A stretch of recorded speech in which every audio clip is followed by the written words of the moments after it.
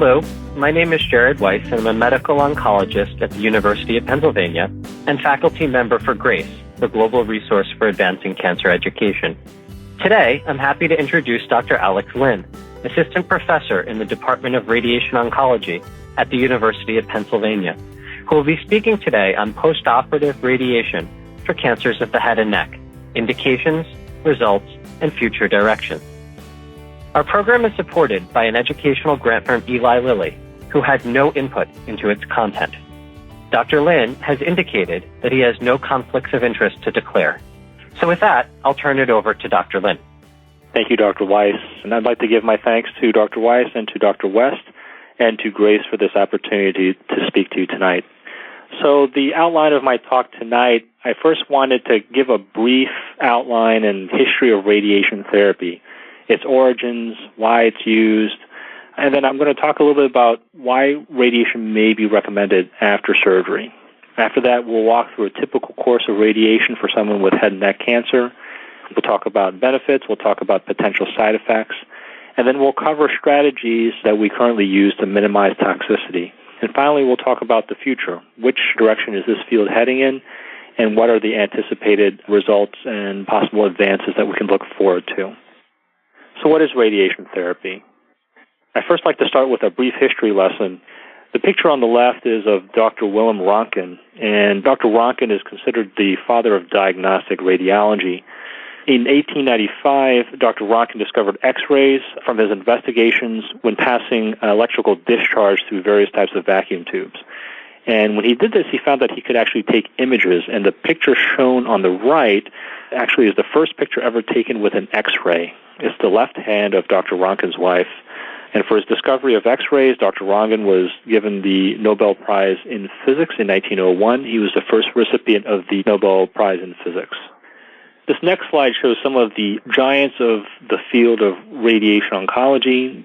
There's some debate as to who first used X-rays therapeutically, but we know that by 1897 there was a German surgeon by the name of Wilhelm Freund, and he demonstrated before the Vienna Medical Society the disappearance of a hairy mole following treatment with X-rays.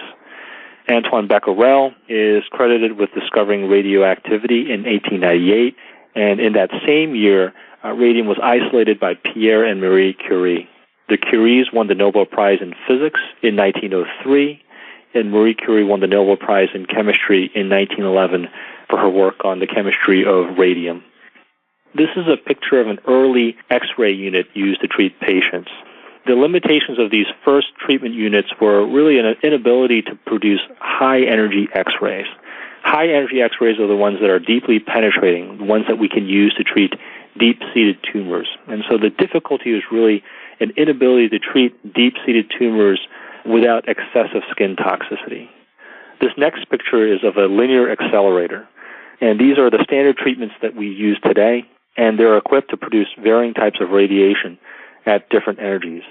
The radiation that's produced by these machines are customized to the needs of the patient and to the area that is treated. These machines can produce electrons, which are superficial, and they deposit the majority of the dose at the skin surface. They're used to treat tumors such as skin cancers while sparing deeper normal tissues.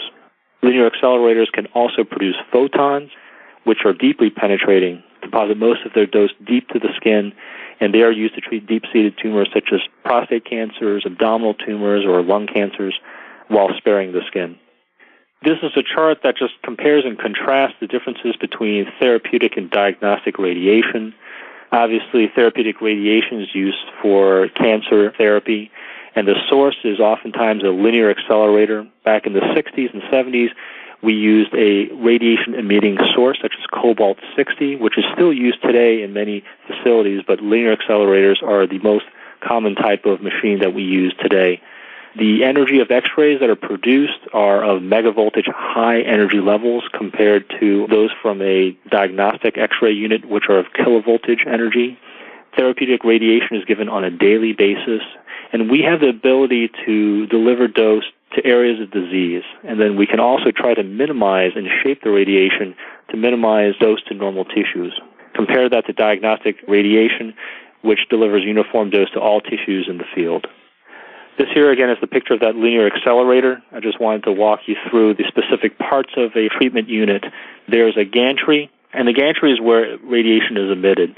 This gantry actually can rotate 360 degrees around the patient, and we can use that to deliver different beams of radiation from different angles. The goal is to conform the radiation to areas of disease and minimize dose to normal tissues. And what you'll see here on the side are imaging panels. We use imaging every day in radiation. We can take X-rays as well as CT scans while the patient is on the treatment unit. We use these images every day to line the patient up and to try to assure that the patient's being treated accurately every day. We can make millimeter adjustments if the images aren't lining up correctly every day. And this is a concept that's called IGRT, image-guided therapy. I'm going to talk a little bit more about that later in this presentation. And finally, here on the bottom, this is the treatment couch. This is where the patient will be positioned every day, and the gantry will rotate around, delivering various fields of radiation. This is just an example of the images that one obtains with diagnostic versus therapeutic radiation. The image on the left has been acquired with kilovoltage energy X-rays, and its quality is typical of those seen in diagnostic radiology. The image on the right has been acquired with high-energy megavoltage X-rays, and these are typical of the energies used in therapeutic radiation. So why might radiation be recommended after surgery? This is a common quote that I get from patients when I see them in consultation. They'll tell me, "Doctor, I just went through a major surgery. My surgeon told me that he or she got it all. I really don't think I have any more disease left. Why am I seeing you today to discuss radiation? And the reason I chose to undergo surgery was so that I would not need any more treatment." And so that brings up the issue of post-operative radiation. What's the rationale? So surgery and post-op radiation is commonly used today as a strategy to manage locally advanced but yet resectable head and neck cancers. Historically, a radical neck dissection by itself was the mainstay of treatment. But what we saw after surgery alone, and very aggressive surgery, was that a large proportion of patients were developing recurrent disease in the neck. And when that happened, this was a very ominous sign in terms of long-term prognosis. So based on that, post-operative radiation started to emerge again and was being used. And the question was, which patients would benefit most from it? And so the indications today for considering post-operative radiation really depends on the presence of high-risk surgical findings. And that includes disease in the lymph nodes of the neck. We would look at extracapsular extension, which is extension of the disease beyond the capsule of the lymph node. And I highlighted this in yellow because it's been found to be the single most important predictive factor for neck recurrence and poor survival. We also look to see the size of the involved lymph nodes. A lymph node that's greater than 3 centimeters in size is considered high risk. We also look at how many nodes were involved in total. And we also look at the location of the nodes. If a lymph node is located on the opposite neck compared to the primary tumor site, that's important to know. That connotates higher risk. Beyond that, we look at the margins of resection of the primary tumor. Was the surgeon able to remove it with clean resection margins? Was there disease at the margin of resection? Was it a close margin? And then beyond that, we also look at things such as lymphovascular invasion, whether there's disease found in the lymphatic and vascular channels found close to the primary tumor site, and also perineural invasion, whether there's disease involvement of the nerves that course close to the primary tumor site. So what are the results of postoperative radiation? Multiple studies have consistently shown that postoperative radiation does decrease the risk of a local regional disease recurrence. And then the question has been posed, if we do prevent disease recurrence in the neck, does this lead to improvement in survival? This second question is a little bit harder to answer. It's not as clear because many patients, once they do recur, they still have the option of undergoing surgery. It may be more difficult to tolerate the surgery. It may be a more major surgery, or patients can also receive radiation and or chemotherapy at the time of recurrence. I wanted to show one study that examined the issue of postoperative radiation. This is a series out of the Mayo Clinic, and it actually compares two groups of patients. It's a matched pair analysis. And so one group of patients received a neck dissection followed by postoperative radiation therapy. The second group of patients that they were matched to received surgery alone. And what you can see from the figures here on the slide, there are significant differences favoring the addition of postoperative radiation with respect to recurrences in the dissected neck, which you can see in Figure 1, or any neck recurrence at all. So that includes the dissected neck as well as the opposite neck, which has not been touched by a surgeon. So you can see that postoperative radiation consistently yields superior control of disease in the neck long term. If you look at 5 years, you can see the difference between the two groups is on the order of 30 to 40%. This also interestingly shows that if you prevent a local regional recurrence, you can actually improve the chance of survival for these patients. So if you look at Figure 3 on top and Figure 4 on the bottom, this shows cost-specific survival as well as overall survival.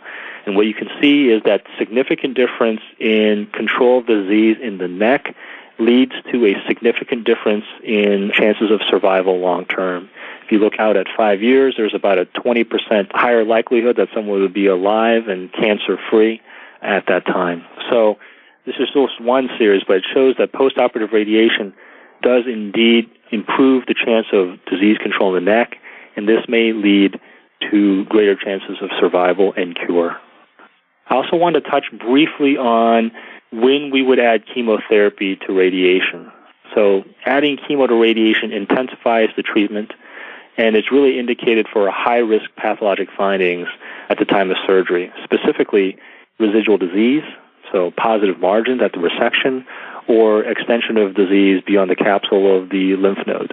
And there are 2 randomized trials that were recently published, and when taken in total, it shows a survival benefit with chemotherapy for the indications listed above. But I would like to give an introduction to tomorrow's topic. Dr. Ezra Cohen is going to be discussing this topic in further detail.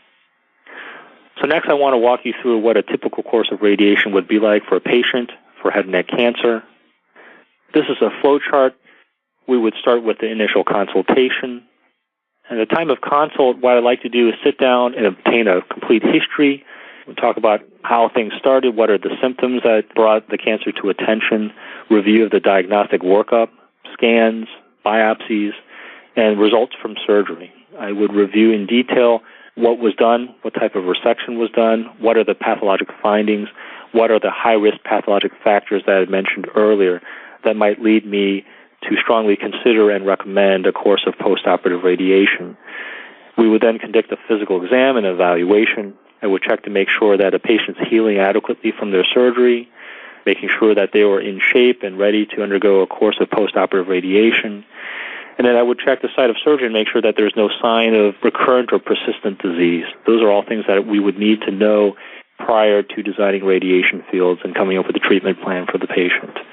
I would then discuss the indications for radiation, what are the risks of disease recurrence based on the pathologic findings from surgery, what is the potential role of radiation in reducing this risk. And so this would lead to a discussion of what the benefits and the toxicity of treatment. There's no doubt that radiation to the head and neck can cause toxicity, and we want to always make sure that the patient understands that the pros in a certain case would outweigh the potential risks.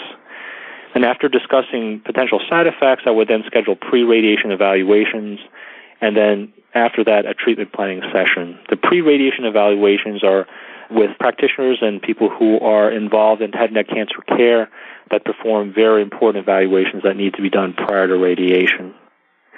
I wanted to touch a little bit on the treatment-related side effects. I've broken them up into acute side effects, things that you might see during treatment and the months following treatment, versus late side effects, which are side effects that may not show up for weeks or even months or years after treatment is done. And this list is in no way meant to be a comprehensive list, but I wanted to list some of the things that I thought were most relevant. During treatment, during that 6 or 7 week course of radiation, most patients will develop dry mouth and thick saliva. This is due to the salivary glands being exposed to radiation. It's something that's almost unavoidable, and it's just a consequence of therapy during the course of treatment. Patients will have irritated skin by the end of treatment. Skin will become red and irritated. It's like being out in the sun too long. And I would see patients on a weekly basis and assess their side effects, and we can give them lotions and soaks to place on their skin if they're having a lot of irritation. Radiation of the head and neck oftentimes irradiates the taste buds, and this can lead to taste changes. Patients will often tell me I'm really having a hard time eating, not because I only have dry mouth, but also because food just doesn't taste the same. I used to enjoy eating, and now I can't find foods that taste good to me. Radiation can cause fatigue, and it can cause difficulty swallowing because of sores in the mouth and throat that develop. The lining of the mouth and throat is exquisitely sensitive to radiation, and during the course of treatment, the lining can become irritated and can slough off. It leads to findings consistent with what's called mucositis, irritation of the mucosa of the mouth and throat, and it can be very painful. And so for all those reasons I listed here in the acute side effects, patients can have a really hard time eating, drinking, staying hydrated, and maintaining an adequate daily calorie intake. So that's why I always counsel patients it's very important to be aggressive with nutrition and hydration during treatment. Some of the late side effects I'd like to talk about, dry mouth. In many patients, dry mouth is permanent, and this was a very common side effect with conventional radiation techniques. Now that we have a better ability to spare the salivary glands with our techniques, we're seeing in many patients the salivary production actually improving after radiation is completed. It can take several months and up to a year, but many patients can have some component of significant salivary recovery. Having dry mouth will lead to a higher risk of cavities, and in doing so, patients may be at higher risk of developing teeth that need to be extracted. And when that happens, there's a higher risk of damage to the mandible. So we try everything that we can to promote good dental hygiene to prevent this from happening. Radiation can also cause the thyroid to underperform, and a small percentage of patients will have difficulty swallowing long-term after radiation therapy. At University of Pennsylvania, there's a less than 7% risk of long-term dependence on a feeding tube, and there are ways to try to minimize this risk that a patient can do during treatment. Exercises and compliance with the treatment plan can really minimize this risk, as well as carefully designed radiation fields. And the last late side effect that I listed here is a malignancy that's induced secondary to radiation. This is something that is actually very rare, something that would be a cancer that develops in a previous radiation field that is different from the original cancer. Again, it's rare, but I do need to mention it, and it could be a relevant issue for patients who are very young who receive radiation and have many years to live and have the risk of developing a malignancy during those years. I wanted to mention the potential side effects of radiation to lead into the concept of pre-radiation evaluations. So I send all my patients to see a dentist here at the University of Pennsylvania. This is a dentist who is trained and specializes in performing pre-radiation evaluations. They'll do a thorough examination of the teeth.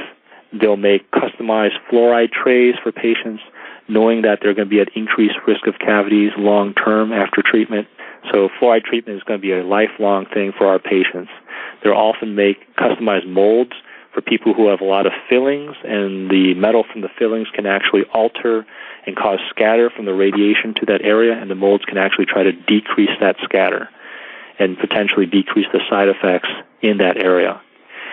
And after evaluation, if there are teeth that look bad enough that they'll likely need to come out at some point in the future, extractions may need to be done on those teeth up front so that we can avoid the risk of having to extract teeth after radiation is done, at which point there will be a higher risk of damage to the mandible. All patients are also seen by a nutritionist. As I mentioned before, there are many reasons for a patient to have difficulty eating and drinking and maintaining hydration during therapy. So we have a nutritionist that specializes in optimizing caloric intake and working with the patient and really helping them through the course of their treatment. Many patients are recommended to get a PEG tube inserted. This is a tube that goes into the stomach, and it's for patients who cannot maintain nutrition adequately with their oral intake. And so a PEG tube is put into their stomach, and they can get additional fluids or liquid tube feeds through their PEG tube to support them through therapy, at which point, after treatment, if they're able to eat and drink normally again and hold their weight, the PEG tube can then be removed. This is something I don't recommend to all patients. There are many patients who are self-motivated, who are healthy, and they think that they can actually be proactive in staying hydrated and eating and drinking through treatment with the assistance of good pain control. And I actually applaud those efforts, and I like seeing patients who are able to do that, because I do think that by doing that, it reduces their risk of depending on a PEG tube long term. I look at the muscles that assist with swallowing, as any other muscle. If you don't use it, you lose it. So many patients who get a PEG tube and become dependent on that oftentimes don't exercise their swallowing muscles, and then they're unable to regain their function long-term after treatment is done. And the last thing I'd like to make sure all patients do is to send them to our speech and swallowing therapists. They perform a baseline evaluation to see how a patient swallows, whether they're having any problems currently with aspiration or difficulties eating solids or liquids. They also advise them on exercises that they can perform during treatment and after treatment that allow them to swallow and maximize their ability to swallow. Again, this ties into the risk of long-term swallowing dysfunction. If we do all these things up front, it really minimizes the risk of long-term PEG tube dependence. I next want to talk about the treatment planning session. We often call this a simulation. This is when a patient will come in, and we will acquire the images that we need to assist in designing our radiation fields. Most commonly, we use a CT scan to acquire these images, and this picture here on the top right is a typical CT scanner. There is a couch here that the patient is positioned on.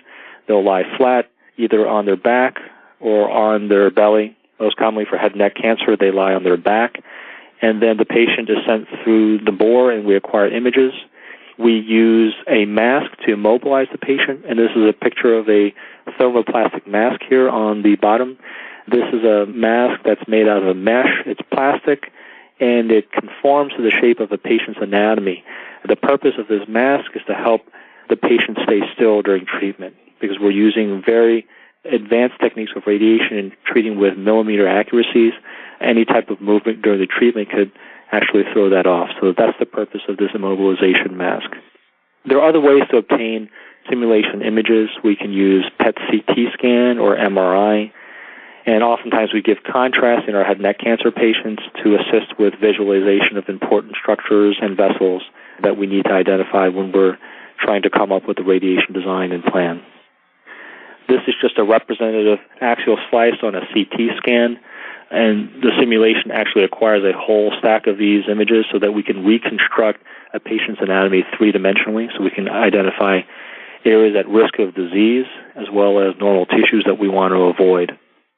This is a picture of a PET-CT simulator. So as I showed you before, we acquire CT images, and that's what we do our radiation design and dose calculations on. PET scans have been used recently, and very increasingly so, for head and neck cancer patients, because PET images are based on metabolic activity. We know that cancer cells are more metabolically active, and when we inject radioactive glucose, the cancer cells will take up that glucose more avidly than normal cells. And so when we obtain PET images, it gives us a great metabolic map of where tumor may be. The disadvantage of PET is that the anatomic information and the quality of that anatomy is really lacking. So when we use a PET-CT simulator, we can get both a PET scan and a CT scan at the same time, and we can obtain the metabolic as well as the anatomic information of a patient's cancer. It's a great tool that we're not using here at Penn for treatment planning for head and neck cancer. And I want to show you some images. This here again is a CT scan of a patient who has a left-sided tonsillar cancer. And so when I'm looking at the scan, I can identify two areas that look suspicious to me. The primary site, the tonsillar fossa, looks like there's a mass there, and you can see in the contralateral neck, there's this round structure that looks like a lymph node that's involved. When we obtain a PET-CT simulation, you can see that the primary site lights up where we expected it to be. You can see the lymph node on the opposite side. It doesn't really light up as much as I would expect, but that's because there's something called central necrosis, or dead tissue, in the middle of that lymph node. But the most interesting thing that I want to point out is the presence of this small lymph node here in the left neck that lights up. This actually turned out to be a positive lymph node.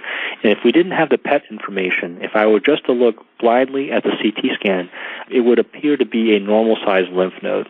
So having the PET information on the scan allowed me to escalate dose and treat this area to the same dose as other areas of gross disease at the primary site and the opposite neck. So it makes a large difference in our treatment planning, having this information. I now want to talk about the details of daily radiation. A typical course of post-operative radiation for head and neck cancer is about 6 weeks. treatment is delivered mostly as outpatient, and most patients are healthy enough to come in every day, 5 days a week for their treatment. We measure radiation in units of gray, and a typical course of postoperative radiation is from 60 to 66 gray, and the time spent on the table is on average 15 to 30 minutes. I usually tell patients to expect to spend about a half an hour each day in our department, and they'll have weekly visits with me and other members of the medical team to assess how they're doing, to answer their questions, and to try to stay ahead of any emerging side effects.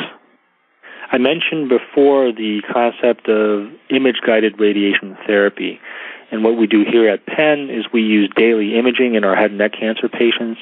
The images on the left are images that were generated at the time of treatment planning, at the time of simulation. And the top left image is an image that was taken from the front, an anterior field, and then on the bottom from the side. And when a patient comes in every day for treatment, we take those films again, once on the top right, a film from the front, and then on the bottom from the side. What we do is we align these images, and we make sure that the measurements that we take from these daily images reflects the same location at the time of simulation. We can also do this with a CAT scan. We can acquire a CAT scan on the treatment machine, and it's called a cone beam CAT scan. Now, the quality of this CAT scan is not as good as a diagnostic CAT scan, but it's good enough for us to be able to use to align patients daily. And this image here is an overlay of the cone beam CT on top of the treatment planning CT. And what you can see here is that there's a little bit of displacement of their vertebral bodies. You can see that they're off by about a half a centimeter. And so when we use these images, we acquire them on the machine, and then we compare them to digitally reconstructed images from the simulation. We can look for changes which may have occurred, either due to weight loss, or if someone has a large mass that is shrinking, or if there's internal organ motion, or even human error. Maybe the setup is not reliable every day, but when we acquire daily images, we can minimize those risks, and we can apply shifts to the patients without even going into the room. We can make shifts on the order of even just a millimeter or two, and we can verify with imaging on a regular basis, whether daily or weekly. For head and neck cancer patients here, we do daily imaging, and this allows us to treat patients safely and reliably. I want to talk a little bit about the techniques of radiation. This is an image that shows conventional radiation techniques. So before we had the ability to acquire CAT scans, oftentimes we just took plain X-ray films, and we would take one film from the side and one from the front. We would identify on this film where we thought the tumor was, and then we would draw these ports of radiation to incorporate the primary tumor site as well as the neck lymph nodes here. We also, from the front, we would draw these fields that would treat the lymph nodes near the collarbone, and this was all based on bony anatomy. We did not have the advantage of three-dimensional information. So as you can see, the radiation fields that came from the side or from the front would encompass areas of tumor, but it would also dose whatever normal tissues were in its path. I want to contrast that to the techniques that we use today, and a commonly used term in radiation oncology today is intensity-modulated radiation therapy, or IMRT. And so unlike conventional approaches, IMRT really has the ability to conform the prescription dose to the shape of the target in 3 dimensions. And when it does this, it reduces the volume of normal tissues receiving high doses, and therefore potentially reduces the risk of side effects. This image here on the right is a digital reconstruction of a patient with breast cancer. The breast here is outlined in brown. The pink is the tumor bed, and then the green are lymph node sites that need to be treated. And what's outlined in red is the heart, and the yellow is the left anterior descending artery. And these beams here that you see are multiple beams that are shaped to treat the breast as well as the tumor bed and the lymph nodes as conformally as possible while minimizing dose to the heart and vessels. And within each beam, you can see these very small beamlets. Each of these beamlets may be of different intensity. And by shaping the intensities of each beam, we come up with a very conformal, smooth radiation plan, again with the goal of delivering radiation dose to potentially involved areas and minimizing dose to normal tissues. This is a representative image for a patient undergoing IMRT for a head and neck cancer. I just wanted to point out here, you can see that there are areas that we want to target. So the area in purple are sites of potential microscopic disease on the left, as well as on the right, which are shaded in orange. And you can see that we can deliver high doses to these areas and still maintain relatively low doses to normal tissues. So this is a target, and this is the left parotid gland, which is a major salivary gland that sits right next to the target. You can see that we're keeping a large portion of the left parotid gland to a relatively low dose. By doing so, we can minimize the risk of long-term dry mouth. Many of these patients, at a year after treatment, have regained meaningful salivary function because we've been able to spare a good amount of normal parotid gland. This is an image for a patient who was treated with IMRT for prostate cancer. As you can see, I've outlined the bladder, the prostate in orange in the middle, and then the rectum here posteriorly. I've been able to put the doses of radiation delivered here based on color. You can see that red is the area of high-dose radiation, and it's really being confined to the prostate and minimizing dose to the bladder and to the rectum. Again, this has yielded really very low rates of acute and long-term toxicity in our prostate cancer patients, and they tolerate treatment very well. So what are strategies to minimize toxicity? We had spoken about some of the toxicities before, but in terms of how to manage acute toxicity, there are several ways that we do this. We have a weekly visit with the physician and the medical team to assess side effects that are emerging, and then we try to intervene before they get problematic. So we use supportive care, whether it's medications or hydration or maximizing nutritional support, the use of swallowing exercise, and support groups. And then one thing that's also very important that we use is radiation technique. As we've shown you tonight, using techniques such as intensity-modulated radiation can really try to minimize dose to normal tissues, and that may translate to less severe acute side effects as well as late side effects. So ways to combat late toxicity are, again, to use well-designed radiation fields and techniques to target areas of disease and to spare normal tissues. And then it's important that patients are compliant with follow-up. They need to use their speech and swallowing exercises. They need to obtain swallowing evaluations after treatment. They need to be compliant with their dental care. And all of these things, it's really a team effort to try to maximize cure and minimize toxicity. So again, I just wanted to show this image of IMRT for the head and neck. This is how we try to minimize long-term toxicity by using our techniques to spare the parotid gland and other similar structures. This is another representative image. You can see the areas in green here are receiving high doses of radiation to an order of 70 gray. And this area here in the middle is actually the voice box, which in this case does not have any areas at risk, and so we want to try to spare the vocal cords. And you can see by shaping the radiation, we can give high doses of radiation to areas right next to the vocal cords, but maintain really a low dose of radiation to the vocal cords at 35 gray, half the dose of these areas right next to it. And once again, the same picture from the IMRT plan for a prostate cancer patient, demonstrating the same concepts. So I also want to touch a little bit about future directions. What are we trying to do to really improve the therapeutic ratio for patients? I did want to discuss a little bit about proton therapy. And here at Penn, we have a brand new Proton Center. It's the Perelman Center for Advanced Medicine, the Roberts Proton Therapy Center. And on the right here, this is a representative image of a treatment room. This is the gantry, once again, similar to a linear accelerator. This is the gantry right here. The patient will lie flat on a couch, and this gantry rotates around the patient 360 degrees to deliver several fields of radiation. So I want to talk a little bit about the physics of protons and explain why they may be advantageous for many patients with cancer. So proton beam therapy is an advanced form of external radiation that allows for very precise conformal capabilities, potential higher dose given to the tumor and lower dose to healthy tissues, a lower whole body dose, and a sharp fall off of radiation dose, which can allow us to spare critical organs that are next to the tumor. This graph here shows the difference between photons and protons. If you can imagine that this area here in tan is the tumor, with photons, to adequately treat this, you have to treat a lot of tissue that comes before the tumor and some tissues that are distal to the tumor. So you're using a lot of radiation dose, and there's a lot of exposure to treat this small area. With protons, you can see that the tissues before the tumor are getting a lot lower dose, and then you get to an area of the tumor where you get therapeutic doses of radiation, and then you have a rapid fall-off. This here is called a spread-out Bragg peak, and after the tumor, radiation exposure to the distal tissues goes to nothing.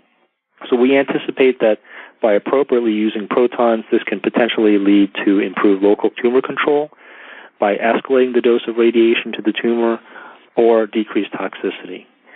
This is an example of a child that's treated to the brain as well as the spinal cord for malignancy. This is a technique called cranial spinal irradiation. And then this is a similar plan using protons for that same patient. You can see once again the whole brain is being treated as well as the spinal cord. However, the radiation dose stops really at an edge halfway through the vertebral bodies. So all of these tissues in the thorax, tissues in the abdomen that were previously being exposed with photon irradiation, with protons, they're getting no radiation whatsoever. And this is a very important issue for children who are at high risk of developing long-term radiation toxicity. This slide here illustrates the ability of protons to really stop on a dime, as we had shown on the slide before. So image A here is before treatment. Image B overlays what we had planned with protons and where we expect the doses to go. And then image C is an MRI obtained after therapy, and you can see bone marrow changes in the vertebral column. And this is reflective of changes from radiation, and you can see this very sharp edge that goes down, reflecting the area that we treated with protons. So yes, protons really do stop on a dime like that. And you can imagine what potential benefits this may have for future patients. So I just wanted to summarize the topics of tonight's discussion. Radiation therapy has been used for over 100 years in the treatment of cancers. Post-operative radiation is indicated for high-risk features discovered at the time of surgery for head and neck cancer patients, and the use of post-operative radiation can significantly reduce the risk of disease recurrence. Current radiation treatment planning utilizes state-of-the-art technology and imaging, and we do this to optimize treatment of disease while minimizing doses to normal tissues. We use image guidance daily to evaluate and reposition the patient to ensure maximum accuracy. Techniques such as intensity modulation of radiation may decrease the toxicity of treatment and better preserve normal function. And future directions will be focused on safe escalation of dose, reduction of doses to normal tissues, and possibly development of agents that can selectively sensitize tumor cells to radiation. I thank you for your time tonight, and I'd like to open this up for any questions.